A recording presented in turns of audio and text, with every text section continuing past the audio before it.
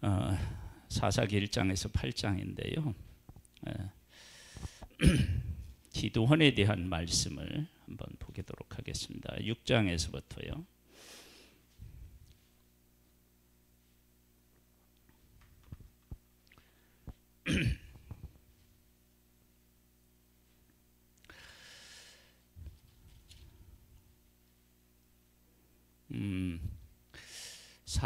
사장 5장에는 사사 드보라와하고 군대장관 바락이 승리를 거둔 후에 5장에 보면 찬양이 나와요. 노래. 그 노래 뒤에 그 땅에 40년 동안 평안하였다. 여러분, 사사기에서 아주 중요하게 다루는 것 중에 하나가 전혀 우리에게 이제 이렇게 안내해주지 않지만 중요한 것 하나가 뭐냐면, 사사기는 한 사사가 전쟁을 딱 한 번 한 것으로 나와요.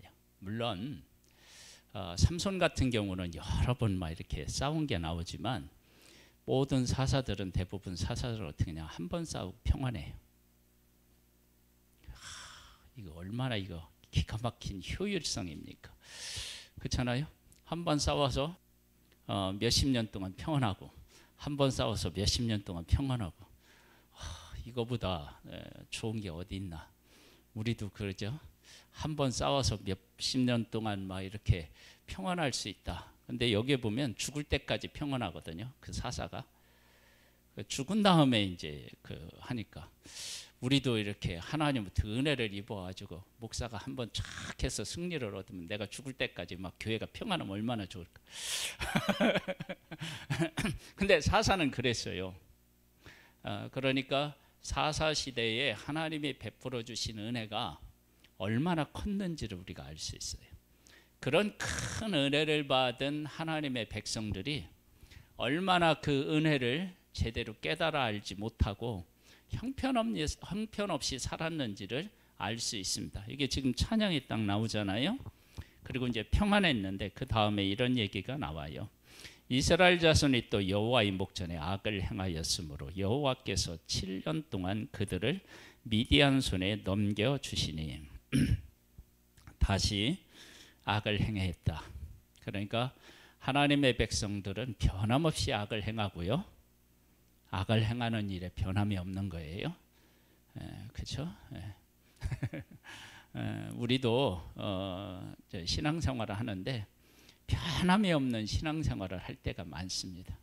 기도 안 하고 그냥 신앙생활 하기도 하고요. 말씀 안 보고도 그냥 신앙생활 하기도 하고, 예배 잘 안 나오면서 그냥 신앙생활 하는 거예요.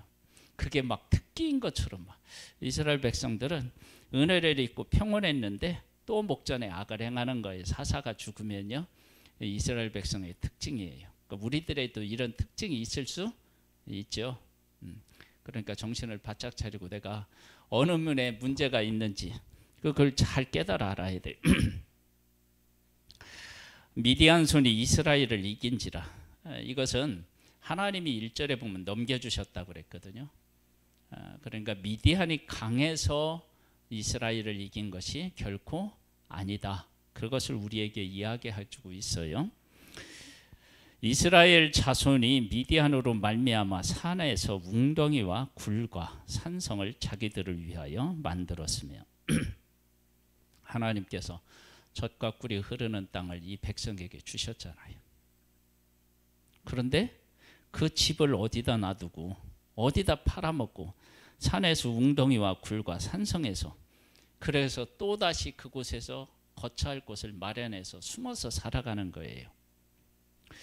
이스라엘이 파종한 때면 미디안과 아말렉과 동방 사람들이 치러 올라와서 진을 치고 가사에 이르도록 토지 소산을 멸하여, 농사를 지으려고 하면 못 짓게 하고요. 그러면 이제 다 지으면 어떻게 되냐? 열심히 지어놓은 걸 다 빼앗아 가요. 뭔가 하려고 하면 하지 못하게 하고 해놓으면 뺏어가고, 얼마나 이게 고통스러운 일이에요. 이런 일을 겪을 때 이스라엘 백성들이 별의별 방법을 다 썼겠죠. 어쩌면 어떤 사람은 이렇게 했을지도 몰라요. 파종할 때 파종 안 하고 조금 더 기다렸다가 이 사람들이 왔다가 간 후에 파종을 했을지도 몰라요. 그랬더니 나중에 보니까 어떻게 해요? 제대로 곡식이 안 연거는 거야. 이게 방법이 없는 거예요. 방법이. 하나님을 떠나서 우리가 무슨 방법을 강구하잖아요.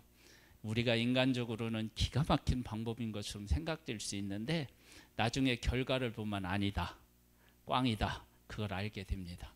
그러면 이제 어떤 일이 생기게 되느냐. 남기지 않았어요? 한번 보니 5절에 보면 이는 그들의 짐승과 장막을 가지고 올라와 메뚜기 떼같이 많이 들어오니 그 사람과 낙타가 무수함이라. 그들이 그 땅에 들어와 멸하려 하니 이스라엘이 미디안으로 말미암아 궁핍함이 심한지라. 그러니까 웬만해서는 하나님 앞에 기도도 않는 거예요. 심하니까 어떻게 해요? 부르짖는 거예요. 여러분, 우리 인간이 얼마나 하나님을 찾는 데 있어서 둔하냐 그러면 웬만한 고통은 어떻게 해요? 그냥 견뎌요. 이 정도야 뭐 내 인생에 환난이 많았는데 이 정도쯤이야 뭐 내가 뭐 하나님 없이도 해결할 수 있고 살 수 있지, 이런 생각을 하는 거예요. 근데 워낙 고통이 심하니까, 그리고 어떻게 헤쳐나갈 방법이 없으니까 하나님 앞에 어떻게 해요? 막 이에 이스라엘 자손이 여호와께 부르짖었더니 막 부르짖는 거예요. 이 부르짖게 만드신 분이 누구예요? 하나님인 거예요. 하나님이 막 부르짖게 만들었어요. 이스라엘 자손은 미디안으로 말미암아 여호와께 부르짖었으므로, 부르짖을 때까지 기다리신 거예요. 근데 기다리시는데 그냥 기다리시는 게 아니라 부르짖게 만드신 거예요. 그러니까 이 부르짖음이 누구로부터 왔냐면 하나님으로부터 온 거예요. 그러니까 우리가 하나님 앞에 하나님을 간절히 찾는 어떤 상황이 우리에게는 고통일지 모르지만 그 상황을 만드신 분이 하나님이시고 그게 은혜인 거예요. 그 부르짖게 만들고 하나님이 어떻게 하냐, 여호와께서 이스라엘 자손에게 한 선지자를 보내시니, 부르짖음을 딱 듣고 선지자를 보내는 거예요. 이미 예비해 놓으신 거예요. 진작에 부르짖었으면 얼마나 좋겠습니까만은 진작 부르짖는 게 없어요. 그러니까 일찍 깨달아 알고 부르짖는 게 이게 쉽지가 않아요. 하나님 없이는 안 되는 거예요. 안 돼. 그 선지자를 보내요. 그가 그들에게 이르되 여호와께서 이같이 말씀하시기를, 이스라엘 하나님, 내가 너희를 애굽에서 인도하여 내며 너희를 그 종되었던 집에서 나오게 하여 애굽 사람의 손과 너희를 학대하는 모든 자의 손에서 너희를 건져내고 그들을 너희 앞에서 쫓아내고 그 땅을 너희에게 주었으며, 내가 또 너희에게 이르기를 나는 너희의 하나님 여호와이니 너희가 거주하는 아모리 사람의 땅에 신들을 두려워하지 말라 하였으나 너희가 내 목소리를 듣지 아니하였느니라 하셨다 하니라. 야, 이 땅을 내가 너희들에게 줬는데 지금 너희들의 삶은 지금 봐봐, 막 산에 막 굴파고 막 이러면서 살잖아. 아니 내가 너희들한테 줬는데 왜 니들 그렇게 살고 있니? 그럴 때 그 이유에 대해서도 말씀하셔. 야, 너희들 우상 섬기지 말고 두려워하지 말고 나 섬기라고 했잖아. 이렇게까지 이야기를 했는데, 그런데요, 그 다음 보세요. 여호와의 사자가 아비에셀 사람 요아스에게 속한 오므라에 이르러 상수리 나무 아래 앉으니라. 마침 요아스의 아들 기드온이 미드안 사람에게 알리지 아니하리 하여 밀을 포도주 틀에서 타작하더니 여호와의 사자가 기드온에게 나타나 이르되 큰 용사여, 여호와께서 너와 함께 계시도다 하매. 여기 보면 위에서 한 선지자를 통해서 말씀하신 것을 기드온이 들었을까 안 들었을까? 들었을 가능성을 우리가 생각해 볼 수 있어요. 왜 그러느냐? 그 이야기를 그러니까 기드온을 하나님이 쓰셔야 되는데 기드온에게 그 얘기를 듣게 하지 않게 하시려고 듣지 않은 상태에서 이를 부른다? 그러면 이게 앞뒤가 안 맞으니까 아마도 기드온이 들었을 가능성이 있어요. 그랬는데 뭐 들었다는 얘기는 없는데 가능성이 있는 거예요. 기드온이 뭐라고 하냐면요. 13절에 기드온이 그에게 대답하되 오 나의 주여 여호와께서 우리와 함께 계시면 어찌하여 이 모든 일이 우리에게 일어났나이까. 또 우리 조상들이 일찍이 우리에게 이르기를 여호와께서 우리를 애굽에서 올라오게 하신 것이 아니냐 한 그 모든 이적이 어디 있나이까. 이제 여호와께서 우리를 버리사 미디안의 손에 우리를 넘겨주셨나이다 하니. 위에 분명히 얘기했죠. 하나님이 한 선지자를 보내서 이러해서 이랬대 그렇게 이야기했잖아요. 근데 지금 기드온이 어떻게 해요? 다시 하나님 앞에 항의하는 거잖아요. 원망하잖아요. 아니 하나님 우리 조상들이 얘기하기를 하나님이 이 땅을 우리에게 주셨다고 분명히 전했는데 우리의 상황을 보니까 하나님이 주신 것 같지가 않아요. 어떻게 된 겁니까? 이렇게 지금 항의하는데 하나님은 분명히 한 선지자를 보내서 얘기했잖아요. 여러분 하나님이 말씀하시 우리가 하나님한테 이렇게 얘기해요. 하나님 말씀해 주세요. 말씀해 주세요. 그런데요 우리의 특징이 또 하나 뭔지 알아요? 말해도 안 들어요. 분명히 얘기했는데 안 들은 것처럼 살고요. 못 들은 것처럼 얘기하고 그래요. 지금 위에 선지자를 통해 분명히 얘기했잖아요. 그 원인과 그리고 지금 이렇게 살아가는 이유와 모든 걸 다 얘기했어. 근데 왜 그러느냐고 지금 항의하잖아요. 그죠? 하나님도 하나님으로 그 계시기가 참 힘드실 것 같아. 이렇게 얘기했는데 안 들은 것 같아. 근데 이 기드온이 어떤 사람이냐면 이제 조금 있으면 하나님 앞에 쓰임 받아야 될 사람인데 그렇게 하나님 앞에 부름받아 쓰임 받을 사람조차도 이 정도였다고. 다른 사람들이야 오죽했겠어요. 그러니까 우리가 우리 상황을 보고요. 진짜 이거 답이 없다. 막 그렇게 할 때가 있잖아요. 여러분 하나님 입장에서 이렇게 보면요. 진짜 우리들에게 답이 없어요. 이게 뭐 어떻게 하란 말이야. 이렇게 얘기까지 했는데. 그래서 하나님께서 큰 용사래. 왜 큰 용사라고 했느냐. 기드온은 자기가 큰 용사라고 생각을 전혀 안 하잖아요. 아니 못하죠. 아니 그리고 큰 용사도 아니죠. 그러니까 기드온이 자기를 얘기한 게 맞아요. 근데 하나님께서 기드온을 불러서 일하시려고 하니까 그가 큰 용사로 하나님이 부르신 거죠. 부르신 거예요. 저도 이런 은사가 있거나 능력이 있으면 얼마나 좋을까 모르겠어요. 우리 성도님들을 누구 이렇게 딱 불러서 일 시킬 때 막 내가 이렇게 딱 능력을 줘가지고 막 일을 잘하게 만들면 좋을 텐데 그럴 능력이 없어. 그러나 기드온이 그에게 대답하되 오 주여 내가 무엇으로 이스라엘을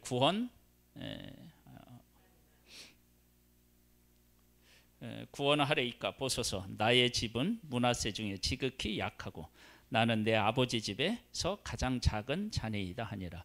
요 고백과 이 상황은 나중에 무엇으로 이게 연결이 되느냐 그러면요.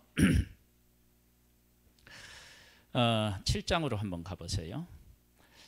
여룻바알이라고 하는 것이 기드온이 바알 제단을 헐어서 여룻바알이라는 그런 그 별명을 얻는 거예요. 여룻바알이라 하는 기드온과 그를 따르는 모든 백성이 일찍 일어나 하루샘 곁에 진을 쳤고 미디안 진영은 그들의 북쪽이요 모레산 앞 골짜기에 있었더라. 여호와께서 기드온에게 이르시되 너를 따르는 백성이 너무 많은즉 내가 그들의 손에 미디안 사람을 넘겨주지 아니하리니 이는 이스라엘이 나를 거슬러 스스로 자랑하기를 내 손이 나를 구원하였다 할까 함이니라.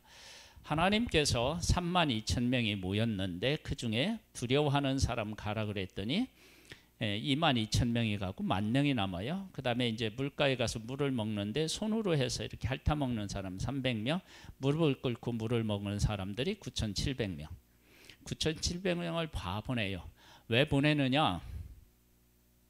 300명이 얼마나 용기 있고 대단한 사람이냐, 그 얘기를 하려고 하는 게 아니라 여기 이유가 나와요. 뭐라고 나오냐? 이는 이스라엘을 나를 거스려 스스로 자랑하기를 내 손이 나를 구원하였다 할까 함이니라. 그러니까 이 300명은 우리가 힘이 있어서 이 전쟁에서 승리했다고 눈꼽만큼도 생각할 수 없도록 하나님이 300명을 만드는 거예요. 자, 조금 전에 기드온이 어떤 사람이 있느냐? 어떤 사람이었어요? 네? 그 작은 지파였고 그 가족 중에서도 어떻게 해요? 가장 작은 자야. 그런 사람을 하나님이 일부러 콕 집은 거예요. 그래서 여기 보면 32,000명 왔는데 많아. 10,000명도 많아. 300명. 가장 약한 자가 지도자야. 이걸 이름하여 뭐라고 얘기해요? 오합지졸이라고 해요. 그러니까 하나님은 그렇게 만든 거예요, 상황을. 그러니까 왜 그렇게 만들으셨느냐? 이 구원은 너희들에게 있지 않고 내게 있었다. 그래서 하나님이 이 일을 통해서 하나님의 백성들에게 뭘 말씀하고 싶으셨느냐? 야, 너희들이 미디안한테 이렇게 당하고 살아가는 건 너희들이 나를 섬기지 않고 내가 너희들을 위해서 일하지 않았기 때문이야. 그걸 분명히 하려고. 그러니까 뭐 기드온이 용감했다, 뭐 하나님을 믿었다 이런 거 아니에요. 기드온을 부르고 300명을 부른 건 하죠. 가장 연약한 기드온을 부르고 도저히 맞서서 싸울 수 없는 300명을 이렇게 하는 것은 이스라엘 백성들이 그들이 가지고 있는 힘으로 미디안과 싸워서 이겼다고 한마디도 못하게 하려고. 그러니까 하나님이 구원하셨다고 하는 것을 분명히 하려고 그렇게 한 거예요.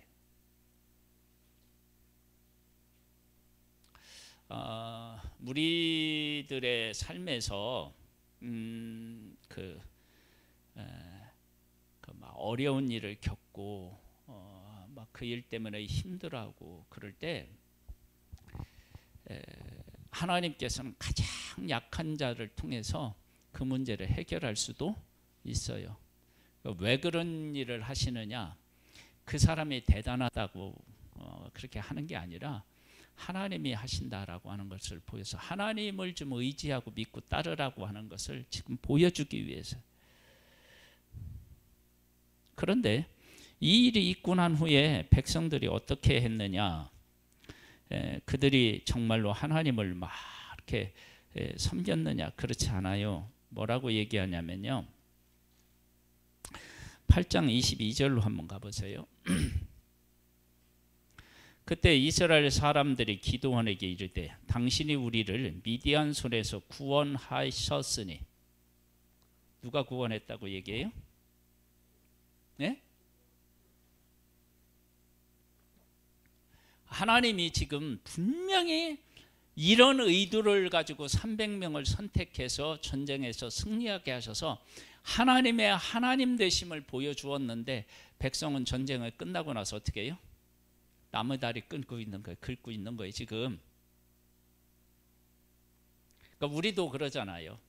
어떤 일을 교회 일을 해놓고 이 일은 누가 해서 막 이렇게 된 거야 막 이러잖아. 물론 서로를 격려하기 위해서 그렇게 얘기할 수 있죠. 그런데 하나님께서 그 일을 통해서 하나님이 그 일을 하셨고 우리의 삶에 하나님의 도우심과 인도가 필요한 것을 보여주기 위해서 그런 방법으로 일을 하셨는데 우리는 사람을 어떻게 해요? 내세울 때가 참 많아요. 지금 있잖아요. 너희들 손으로 구원했다고 말하지 못하도록 하기 위해서 내가 300명이라고 하는 아주 적은 수를 선택했다. 그러는데 끝나고 났더니 뭐라고 해요? 당신이 우리를 미디안 손에서 구원하셨으니 당신과 당신의 아들과 당신의 손자가 우리를 다스리소서 하는지라. 하나님은 하나님이 하나님의 백성을 다스리고 계심을 지금 보이셨는데 그것을 확실하게 하기 위해서 기드온과 300명을 선택하셨는데 그들은 전쟁이 끝나자마자 이러고 있는 거예요. 하나님 입장에서 봤을 때 어때요? 허탈한 거예요. 그런데 놀라운 사실이 있습니다. 어떤 사실이 있느냐 그러면은요, 28절에 보면 이렇게 나와요. 미디안의 이스라엘 자손 앞에서 복종하여 다시는 그 머리를 들지 못하였으므로 기드온이 사는 40년 동안 그 땅이 평온하였더라. 여러분, 이게 하나님의 은혜인 거예요. 이것이 하나님의 은혜라고. 하나님의 은혜. 그래서 그 사사기의 특징이 뭐라고요? 한 번 싸우고 40년을 평온해. 대단한 거예요. 우리도 한 번 싸우고 40년 평안하면 얼마나 좋아. 근데 우리는 어떻게 해요? 한 번 싸우고 돌아섰는데 또 싸움을 걸어와.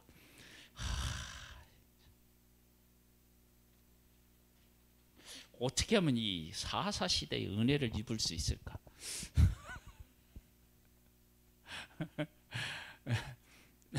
한 번 싸워가지고 막 40년, 막 50년, 80년, 70년 막 그래 평안해 버리면 얼마나 좋아. 참.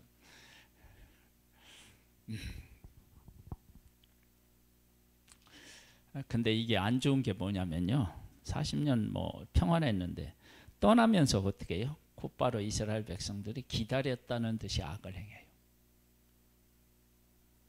그러니까 40년 평안하면 안 되는 거예요. 우리는 옆에 가시가 있어야 돼. 수시로 찔러야 그래야 정신을 바짝 차리지. 우리 40년 동안 아마 하나님 이렇게 안 하고 평안하면 어떻게 될까요? 우리 달나라가 있을 거야 아마. 어쩌면 화성에 가 있을지도 몰라. 내가 하나님처럼 생각했을지도 몰라요. 그러니까 사사시대가 얼마나 신앙적으로 어린아이와 같았는지를 알 수 있어요. 여러분, 한 번 이렇게 해갖고 평안이 긴 거요, 그건 하나님께서 그를 정말 어린아이처럼 다루셨기 때문에라고 저는 생각합니다. 믿음이 좋으면 어떤 일이 생기느냐, 바울처럼 막 가시를 달고 다녀. 그 막 수시로 찔러. 그래서 이게 내 힘으로 하는 게 아니고 하나님의 힘으로 하는 거구나, 그걸 항상 기억하게 만드는 거예요. 어느 쪽 할래요? 선택. 한번 싸워가지고 40년 평안하겠다. 아니면 늘 옆에서 가시가 찔러서 늘 하나님하고 함께 하겠다. 주여. 뭘 선택해야 합니까? 평안한 게 좋기는 한데, 근데 평안해 가지고는 정신을 못 차리는 게 또 우리니까.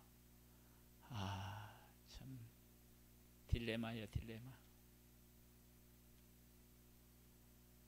그래서 평안하고 형통할 때 하나님을 잊지 않고 찾는 사람은 정말 복 있는 사람이에요.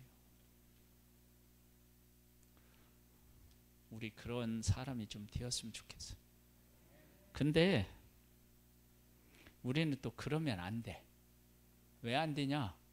옆에 있는 사람의 짐을 어떻게 해요? 져줘야 돼.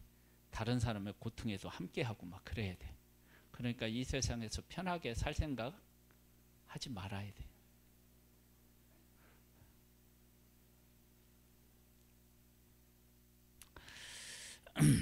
이스라엘 백성들은 하나님의 의도를 전혀 알지 못했던 거예요. 그런데 이런 그들을 구원하셨고 그들에게 40년 동안 평화를 주신 거예요. 이게 이제 하나님의 은혜예요. 변함없는 은혜. 그러니까 사사기는요, 백성들에 있는 어떤 악순환이다라고 얘기하기는 그래요. 하나님 입장에서 보면 하나님의 변함없는 은혜와 사랑으로 가득 찬 곳이 어디냐면 사사기예요. 사사기. 왜 사람들은 사사기를 악순환이라고 그렇게 얘기하는지 모르겠다고. 하나님이 그러실지도 몰라. 왜냐하면 하나님은 이렇게 큰 은혜를 이들에게 베풀어 주셨는데, 하나님의 백성이 죄를 부각시키면 악순환이지만 하나님의 구원 쪽으로 보면 변함없는 하나님의 은혜와 사랑이죠. 구원이죠.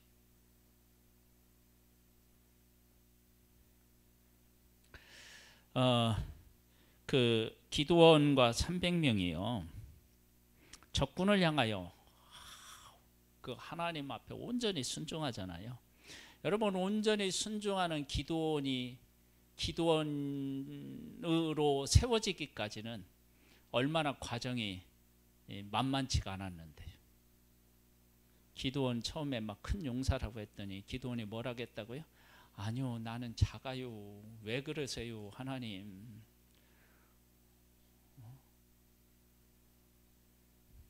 그렇게 하나님은 항의했잖아요. 그리고 양털로 하나님 시험하죠. 그렇죠? 뭐 그걸로 끝나지 않아요. 또 적군이 많은 것을 보니까 어떻게 해요? 300명 생각하니까 이게 두려움이 있어요. 그래서 하나님이 기드온과 부하라고 하는 그 따르는 사람하고 가서 미디안 사람이 꿈꾼 걸 듣게 하잖아요. 그리고 나서 정신을 차리고 적군을 향하여 나아가요. 그러니까 기드온이 적군과 그렇게 담대히 맞설 수 있었던 것은 기드온이 뭐 얼마나 용감했고 이런 게 아니라 하나님이 기드온을 기드온처럼 만드신 거예요.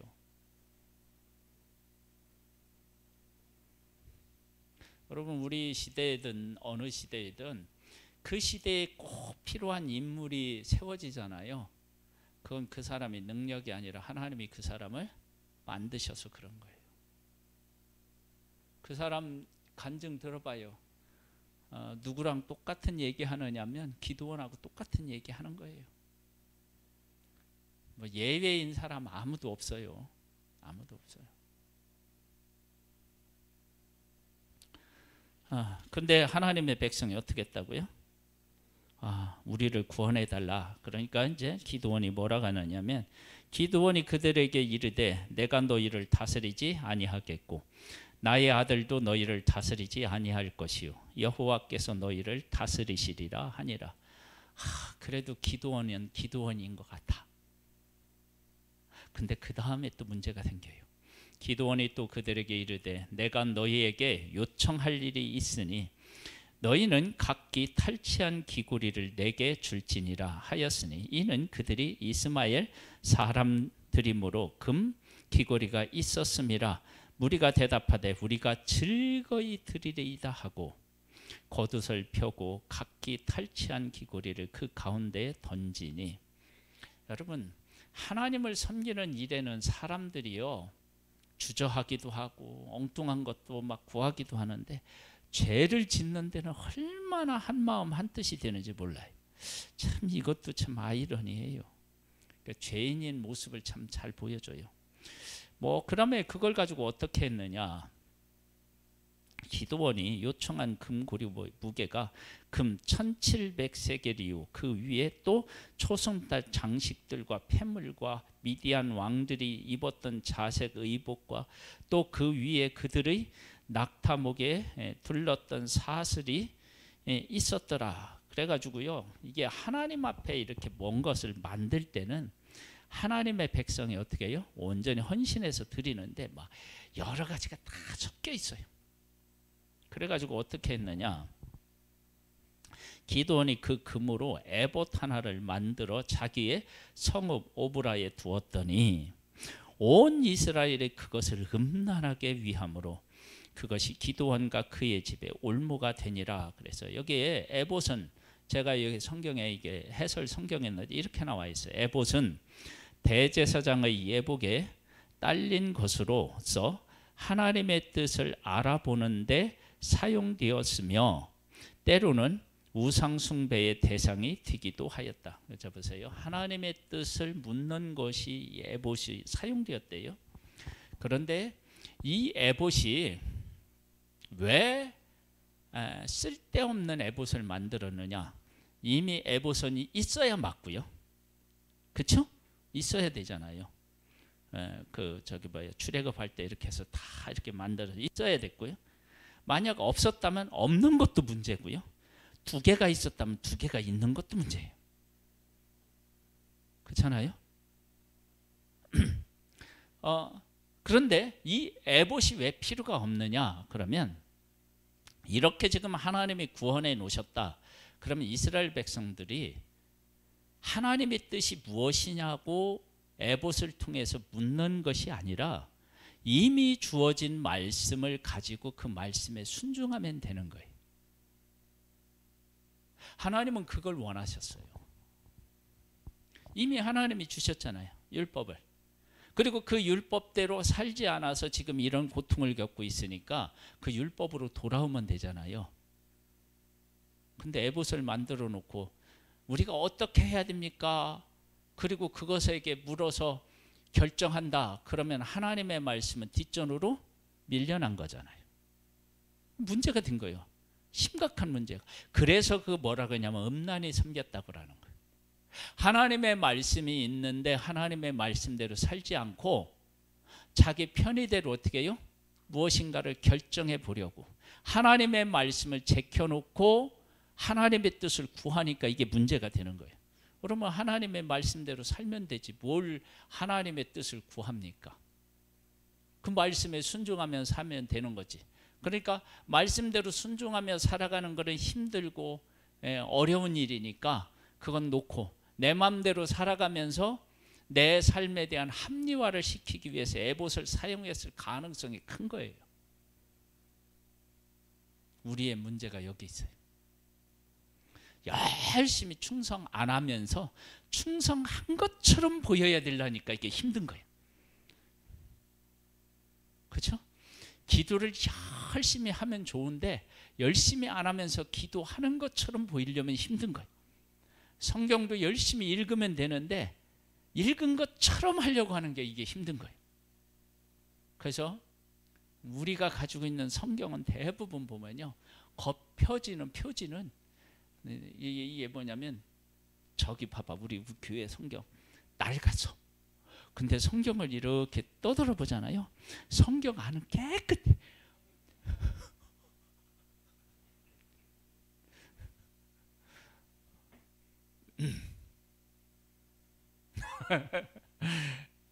우리가요 이렇게 살려고 하니까 문제가 이제 생기는 거예요. 그러니까 음란이 왜 어떻게 음란이 생기느냐? 하나님 중심이 아니었기 때문에 그런 거예요. 여러분 우상 숭배하는 게 뭐예요? 음란이잖아요. 에봇을 가서 끌어안고 뽀뽀한다는 얘기가 아니고요. 그렇게 살아가는 거예요. 하나님의 말씀대로 살면 되는데, 지키며 살면 되는데 그것을 제껴놓고 하나님의 뜻대로 사는 것처럼 해보려고 하니까 안 되는 거예요. 그러니까 사울이 그러잖아요. 사울이 하나님의 뜻에 불순종해놓고 뭐예요? 제사 지내고 그리고 어떻게 해요? 하나님의 뜻대로 사는 것처럼 얘기하고 하나님께서 그 뭐라고 말씀하셔서요? 야 나한테 제사 드릴 생각 하지 말고 너 순종해. 순종. 응? 불순종하는 게 어떻게 해요? 우상을 섬기는 거고 내가 저기 뭐야 사신 저기 뭐야 그 이방 신들을 섬기는 사람들을 이렇게 막 이렇게 불러 모아갖고 막 주술하듯이 그런 거야. 지금 그렇게 한 거예요. 그렇게 우리가 대부분 하나님 앞에 이거 어떻게 해야 됩니까? 라고 할 때 왜 그 얘기를 하느냐? 그래도 나는 하나님의 뜻대로 살려고 애를 썼는데 하나님이 나를 안 밀어주어서 내가 이렇게 되었습니다. 나중에 그렇게 하려고 그러는 거예요. 거의 이거 맞을걸요? 아닌 것처럼 해도 어떻게 그렇게 잘하느냐? 제가 그러니까 그렇게 지금 음란하게 섬기는 거예요. 그래서 올무가 되는 거예요. 그러니까 300명을 통해서 하나님이 하신 일이라는 것을 그렇게 밝히 드러내 보여주었는데 사람들은 하나님을 발견하지 못하고 이렇게 지금 가고 있는 거야. 그러니까 하나님의 구원하심이, 이들의 부르짖음이 얼마나 동떨어져 있었는지를 알 수 있는 거예요. 그러니까 우리가 하나님 앞에 막 고통스러워서 막 하나님 구원해 달라고 부르짖잖아요. 그 가짜일 때가 많아요. 가짜. 이스라엘 백성들이 애굽에서 종살이 할 때 하나님 앞에 부르짖잖아요. 그랬더니 그래서 모세와 아론 보내줬는데요, 조금 힘드니까, 집 안 주고 벽돌 만들려고 조금 힘드니까 그냥 가, 우리 애굽 사람 섬길게. 조금 전에 부르짖었잖아. 왜 부르짖은 거야? 기도는 하지 말지. 그리고 거기까지는 그렇다 그래. 홍해를 건너서 광야까지 왔는데도 우리 애굽으로 돌아가자. 그럼 왜 부르짖었어? 하나님 앞에 막 부르짖어서 뭐 할겠어요? 이 고난에서, 이 아픔에서 우리를 건져주옵소서, 막 건져주옵소서 막 그랬을 거 아니야. 그 건져 주었더니 애굽으로 가자요. 그래서 하나님이 이스라엘 백성을 어디로 인도했는지 알아요? 홍해를 그래서 인도했어요. 홍해를 건너게 하고 홍해를 다시 이렇게 흐르게 합쳐졌어요. 너희들 다시는 애굽에 못 가, 뭐 이런 의미거든요. 너 수영해서 한번 건너봐. 못 건너잖아요. 너희들 이제 다시는 애굽으로 못 가. 그게 이제 하나님의 그런 뜻이 있단 말이에요, 홍해에. 근데 돌아간다는 거예요. 왜냐하면 바닷길이 아니고 애굽으로 가는 길이 있어. 이게 사람을 아주 이게 뭐라 그러냐, 혼란스럽게 만들어.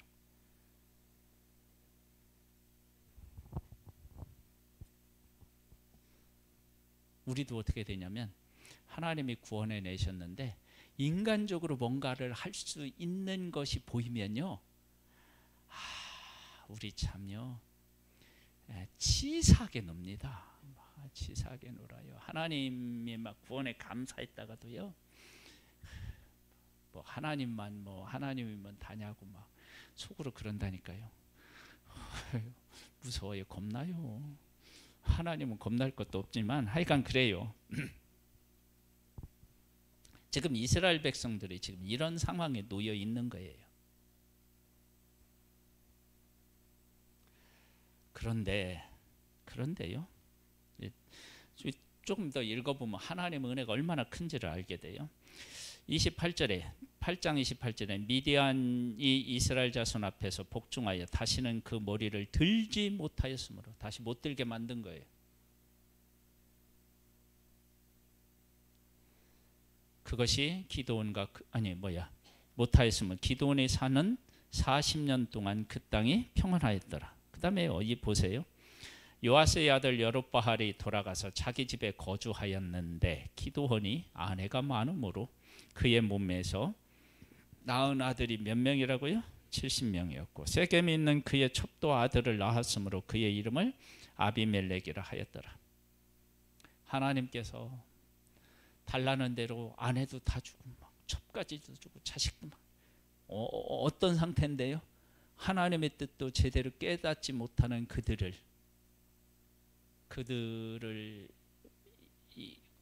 이끌었던 기드온이 무엇을 만들었는데, 에봇을 만들었는데 하나님이 사랑하는 백성을 위해서 300명을 데리고 그래도 순종하며 살았다고 하나님이 이런 복을 주시는 거예요. 참 하나님의 은혜가 크죠. 하나님의 은혜가 큰 거예요. 우리가 지금 그런 은혜를 받고 살아가는 거예요. 뭐 우리가 뭐 대단하다고 그냥.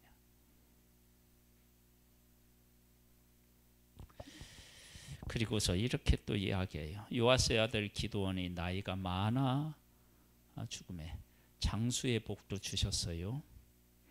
아비에셀 사람의 오므라에 있는 그의 아버지 요하스의 묘실에 장사되었더라. 보통 이제 성경의 조상의 묘에 조상에게로 돌아갔다 그러면 그 사람 어떻게 해요? 복 있는 죽음을 얘기해요. 그런 은혜를 주신 거예요. 이게 다 하나님이 그 백성과 그 백성을 구원하기 위해 하나님 앞에 순종했던 기드온에게 주신. 근데 이 복이 누구로부터 온 것이냐? 다 하나님으로부터 온 거예요. 예. 그 기드온이 잘나서 그런 것도 아니고 하나님의 백성이 잘나서 그런 것도 아니고 하나님이 부르짖게 만들어서 부르짖으니까 선지자도 보내고 그리고 기드온도 보내서 구원하셨어요. 그래서 하나님의 하나님 되심을 나타나기 위해서 300명을 선택하셨는데 그래서 그 땅에 하나님 그 싸움이 하나님에게 속한 것이고 하나님이 이기게 하셨다는 게 분명한데 전쟁이 끝나고 났더니 뭐 한다고요? 야 기드온 당신이 우리 다스려. 이러고 있는 거야. 그러더니 그래서 기드온은 좀 나아서 아니야 우리가 다스리는 게 아니야 하나님이 다스릴 거야. 아니 그래는 거기서 끝나면 되잖아. 외봇은 왜 만들어?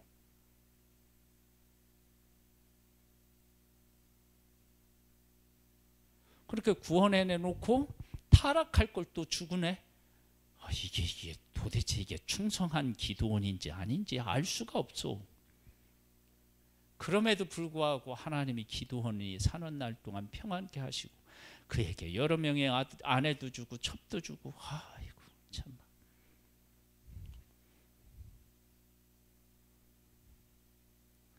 이런 은혜가 하나님으로부터 온 거예요. 물론 하나님께서 막 첩까지 얻어라 뭐 이러셨겠습니까마는 그때 상황에서 첩도 얻는 것도 하나의 문화였다 그러면 그것까지도 하나님이 용납해 주신 거죠. 그런 은혜를 베풀어 주신 거예요. 그러니까 사사기는 이스라엘 백성들의 악함이 반복되는 게 아니라 변함없는 하나님의 은혜와 사랑으로 가득한 것이 이 사사기인 거예요. 근데 그런 것이 사사기의 때만 있느냐? 지금 우리에게 있는 거예요. 우리에게. 그런 은혜를 입고 있는 것에 대해서 늘 감사하고 그 하나님의 의도와 뜻을 깨달아 알고 하나님의 말씀으로 돌아와서 말씀에 순종하며 살아가는 복된 우리들 되기를 주님의 이름으로 축복합니다. 하나님 아버지 감사합니다. 우리를 사랑해 주셔서 감사합니다. 그 사랑하심을 분명히 깨달아 알고 그 하나님 안에서 승리하는 우리들 되기를 소망하고 예수님의 이름으로 기도드립니다. 찬양 한 곡 부르고 예배를 마치겠습니다.